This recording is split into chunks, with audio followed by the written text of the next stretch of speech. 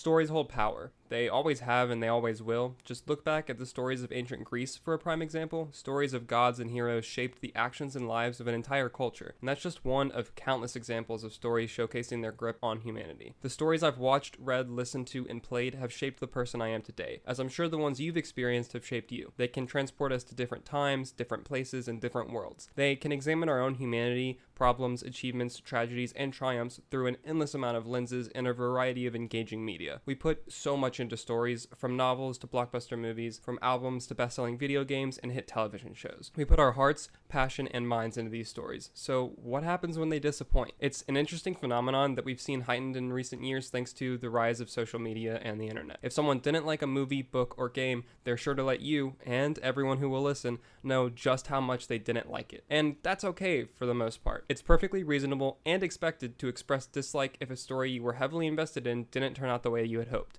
Lobbing criticism at something, so long as it's valid and can even be constructive, is an acceptable response. Beauty is in the eye of the beholder, and we've all got different eyes. Not everyone is going to enjoy the same things, so naturally, not everyone is going to enjoy certain stories. The problem, however, is the notion that we are owed the quote-unquote right version of the story. Before I can go any further, I've got to bring up a couple examples, and be warned, possible spoiler warning for these titles, but the three examples are Game of Thrones, The Last Jedi, and The Last of Us Part 2. Now, I'm sure just by saying those titles, many of you instantly had a slew of thoughts, some positive and some negative jump into your head. These are some of the most divisive titles in three separate mediums to be released in recent years. All three also have petitions for them to be remade, specifically the 8th season of Game of Thrones, not the entire show, but this is not okay. This happens for a variety of reasons, I think. Perhaps the biggest factor is how much people hype these stories and their own individual expectations of these stories up in their heads. Game of Thrones was an absolutely monolithic worldwide television phenomenon. It was the biggest show ever, and now it's hardly talked about except in memes. For most, the final season was lackluster and disappointing at best, and a complete and utter mess at worst.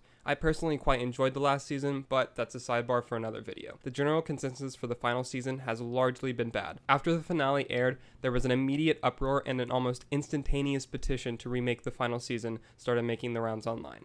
And look, to a certain extent, I get it. It sucks when there's something you spent so much time with and put so much love into, and it just didn't go the way you hoped. It's disappointing, but it's not something that should demand a remake and redo of years of hard work put in by thousands of people. Regardless of what you think about D&D's competence, which of late keeps on getting more and more questionable, you cannot say that the entire cast and crew of Game of Thrones didn't put their all into making the best product they could. It's a staggering production. Many just didn't like the way the story played out because it wasn't what they wanted to see. But as much as it might suck to hear this, that's kind of on you, not the show. I wasn't a part of the Game of Thrones fandom from the beginning. I caught up and started watching the show with season 7, so I was there for the wait and speculation before season 8, and I'll admit, one of the coolest parts of the Game of Thrones fandom was the absurd amount of bonkers fan theories and speculation. But not everyone could be right, and not everyone could be pleased, nor should they be. Creators should tell the stories they want to tell, regardless of what the consumers think of the outcome. You're paying to see someone else's vision, not your own, and you shouldn't demand that someone else's work be compromised because you don't like how it turned out. The Last Jedi had a similar set of circumstances. Star Wars is one of the biggest franchises ever. The hype machine surrounding this cinematic beast is insane to say the least. Then The Last Jedi released, and, well, again, it was divisive to put it nicely. There are a very vocal and very passionate group of people that absolutely despise this movie, and again, disliking it is fine. But similarly to Game of Thrones, there was an almost immediate petition for the film to be remade with people who knew what they were doing. And again, I cannot discourage this behavior enough. It's entitlement at its most toxic. You don't have to like the narrative choices made, but to say the ones made were objectively wrong and the ones you would make are objectively right is not valid. The only difference between you and the people behind the camera is just that. You're not the person behind the camera. The people on these projects are all fans of these properties. They're doing what they love and telling the stories they want to tell, the same as you would be. To ignore all the hard work that goes into these productions because you want a different story is quite frankly foolish and disrespectful. And now for my last and most recent example, The Last of Us Part 2. Like Game of Thrones and The Last Jedi, the fanbase for the series is relentlessly impassioned and the expectations were exceedingly high. Things started going south when, months before the game even released, spoilers for pretty much the entire game leaked online. I managed to avoid seeing any details myself, but the uproar was deafening, only dwarfed by the uproar we've seen since the game's release. The toxicity I've seen because of a dislike for a narrative decision in a video game is genuinely baffling to me. As I've said multiple times, I get having an investment in these stories, I get wanting them to go a certain way, and I get being being upset and disappointed if they don't. What I don't understand is what we've seen yet again with The Last of Us Part 2.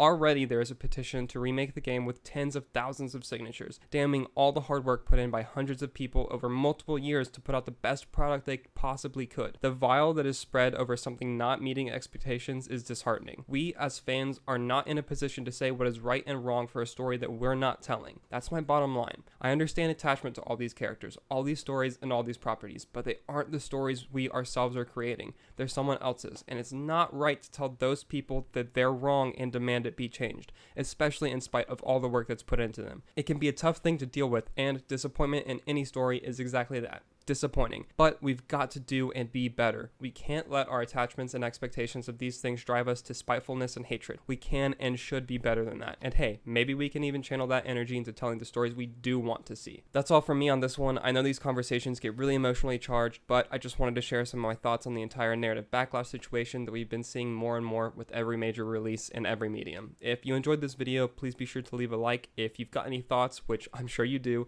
feel free to leave a comment down below, or you can @me on Twitter at Batman Files, or my personal account at APBatman with 2 T's.